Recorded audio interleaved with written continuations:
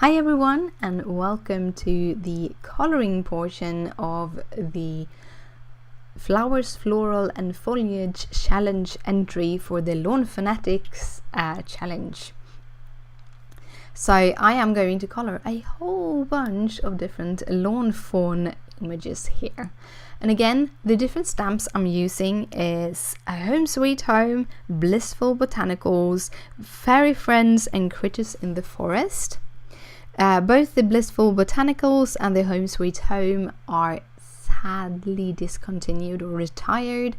However, I have put mine up on Etsy. They are linked in the description down below. So if you want to buy them, I only have one of each. So yeah, and they are used. And as you saw, if you saw the craft video, the Blissful Botanicals have the kind of the stamp itself has a few of them has been like a little bit colored. It doesn't affect the color of the stamping, however they are a little bit brownish.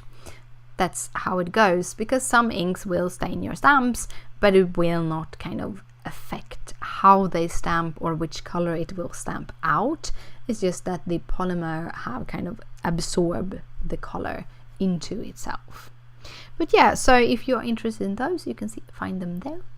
But now for the coloring, I'm doing some extremely simple coloring here because these stamps are very, very small. What I'm working on is very, very small, and I'm building up layers after layers after layers on the pillow box already. And because of that, I just wanted to have the coloring itself pretty simple. So I'm starting off with YG03, which is a part of my favorite green trio. My favorite green trio is YG03, YG25 and YG17.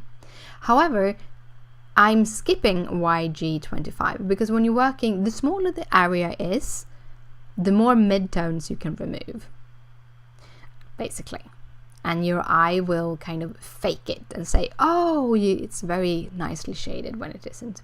In this case, I'm just adding kind of those simple shading on those leaves because they did have that texture, while I'm choosing to use two different greens on the foliage. And I'm doing this because I love building up the foliage, and adding a little bit of different green tones in it will kind of build to that depth. Then we have these, which I still don't remember the name. If you already seen the other video, you will find that either. It's called Trollslända in Swedish, or Dagslända, which is Trollslända is basically like troll or magic, can it also be. So it's a beautiful name, but I can't remember the American English name. This happens quite often. I have sort of a good English, but I do forget words, and this is a bit part of me not being English. I'm Swedish, and that's where I come from. Another part is that I have chronic migraines, and they actually affect my speech off and on, but that's how it is. Sometimes you just don't remember things, so that is why you get a lot of I don't remember what this was. And today I actually have kind of put out all of the stamps in front of me so that I can tell you which stamps that I've used and stuff, so that I don't forget it. But there will be links in the description down below with everything, including the different colors for different things.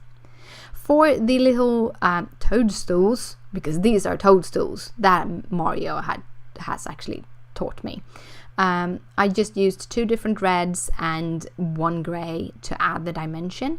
You get kind of a really good dimension from it without having to do a lot of blending or anything. The smaller an image is, the less blending they will need, because when you color it, it will stay wet, and when you color wet ink on wet ink, it will automatically kind of flow. The pigment will continue to flow in that wet ink, and therefore they will kind of blend itself. I usually, for showing purposes and because I would have to remove a lot of pen cuts otherwise, I kind of go through all of one color at a go, and then I take the next color at a go. But if you are struggling with blending, I would recommend going with small pieces at a time. Like, you should start with one of the hair of the little fairies, and then you would when you have colored that, you will directly go in with the kind of shading or such on top of it, because then that will not be as streaky and it will kind of go down much better. However, if you want to have something like this where I'm doing hair strands, I would recommend letting it actually dry in between, because then you will get the strands much more kind of obvious. You will see the strands more. And I really felt that the hair was a little bit too strandy and didn't look as good as I wanted. Therefore, I'm going over with the E57 and kind of blending some of that out and just leaving a slightly of that texture that I did from the darker color. Now for the wings, I am actually covering these wings with some vellum and doing some vellum wings on top of them. So I'm not super trying to get the perfect blend here, because I'm going to add the wings on top. Also, I'm just using one of them, but I did stamp both of them up because I wasn't sure. But basically, just after stamping this little girl, I kind of realized she wasn't the wrong facing kind of little fairy, so I ended up not using her. But she is lying in a pile of the rest of the stuff that I didn't use for this specific card, and she might end up being on another card just because. For the skin, I'm using two colors. I'm using my E50, which is my lightest, and my E21. I could have gone as dark as E11 here, but I felt like I didn't really need that much blending. I just wanted a little slightly shadow. And then I'm using R30 for pink cheeks, because I really wanted pink cheeks on my fairies. This is some kind of berry. It can be mulberries, or probably is mulberries actually, because they look more like this than it would be raspberries, but I'm coloring them as raspberries and continuing in with the same reds. I'm using just a couple of tones of different colors when I'm coloring these, because I want to have, again, I'm reducing my color palette, and by reducing my color palette, the colors will go together a little bit better. I'm not super fond of the combination of red and purple. I have a very hard time coloring with purple, because very often I don't get the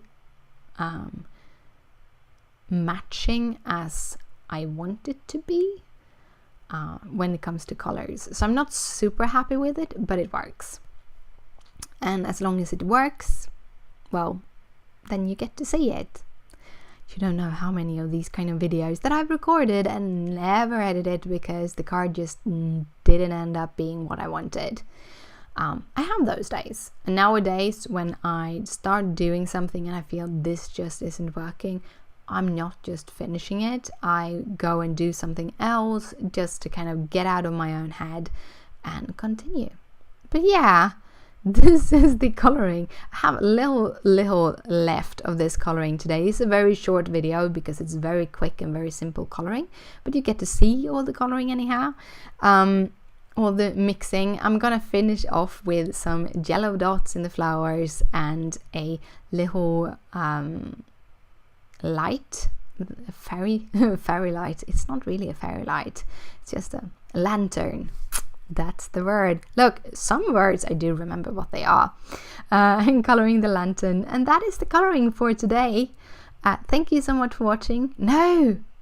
Look! It wasn't, because I forgot that I'm coloring the wings. So, little note. I have stamped these with Archival ink because it's hard to actually stamp on vellum, especially with the Lawn Fawn inks. They just wipe off.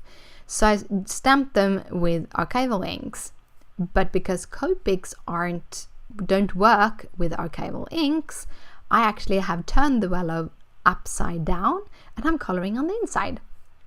And therefore also I'm using the darker of the purples when I'm coloring the wings, because the vellum itself will make the wings look a little bit lighter because it has this this texture that it has. But yeah, now we're done, and there you see how I layered those little wings also. I thought you could have a little bit of a close-up of that. But thank you so much for watching. I hope you liked it. If you do, please thumbs it up. If you want to see more like this, hit that subscribe button. All the details are in the description down below and on my blog. And thank you again so much for watching, and I'll see you later. Bye!